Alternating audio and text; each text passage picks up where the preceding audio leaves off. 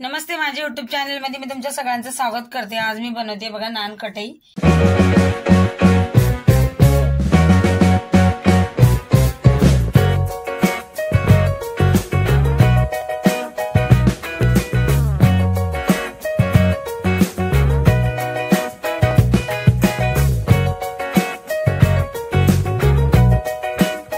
इथे मी डालडा घेतलाय, तर डालड्याला मी चांगलं मौसूद करून घेणार आहे। असं त्याच्यात गोटल्या नाही राहिल्या पाहिजे। असं हे बघा डालडा चांगला असं क्रीम सारखा असा मौसूद करून घेतलाय मी। आता याच्यात मी घेतली साखर टाकते। साखर तुम्ही मिक्सरला बारीक करून पण घेऊ शकता, जसं लागते तसं साखर घ्यायची। आता याला पण मी चांगलं मौसूद करून घेणार आहे। अजून साखर चांगली याच्यात इरगळली पाहिजे। इथं बघा साखर तूप मी चांगलं असं मौसूद करून घेतलं बघा, क्रीम सारखं। कलर पण चेंज झालाय। आता याच्यात टाकणार आहे बघा मी मैदा। 2 चम्मच मिल्क पावडर घेतली आहे। आता याच्यात टाकणार 2 चम्मच मी कस्टर्ड पावडर आणि 1 चम्मच बेसन पीठ। तुम्हाला लागले तर रवा टाकू शकता याच्यात। आता हे मिक्स करून घेते मी चांगलं।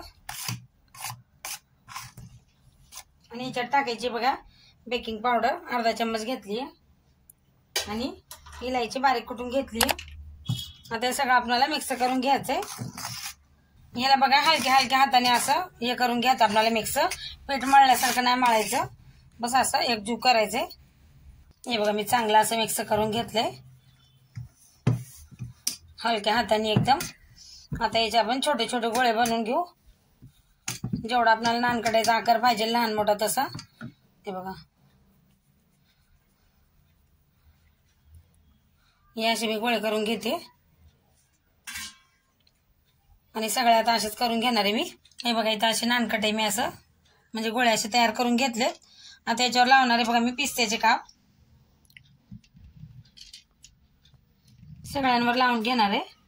हे बघा इथं मी 5 मिनिटं कढई गरम करायला ठेवली होती आणि त्याच्यात एक वाटी ठेवली आहे कढईत आणि इथं बघा असे पिस्ते लावून घेतलेत मी। आता आपण होऊ देऊया आणि याला वरतून झाकण लावून ठेवते मी। आता ही नान कढई आपण चांगली होऊ देऊ आणि कमी गॅस केलेला आहे। बघा आता ढाकण उघडून बघते मी नान कढईसाठी। बघा किती मस्त झाली आपली नान कढई। एकूण मला 20 मिनिटं लागले तिथं। आता हे काढून घेते आणि थंड झाल्यावर त्याला हात लावायचा आहे, नाही तर तुटू शकते नान कढई। हे बघा थंड झाल्यात आपल्या नान कढया। बघा किती मस्त कलर आलाय बघा, उचलून दाखवते बघा, चांगले एकदम मस्त झाल्यात। तयार आहे आपली नान कढईची रेसिपी। व्हिडिओ आवडला तर लाईक सबस्क्राईब शेअर जरूर करा।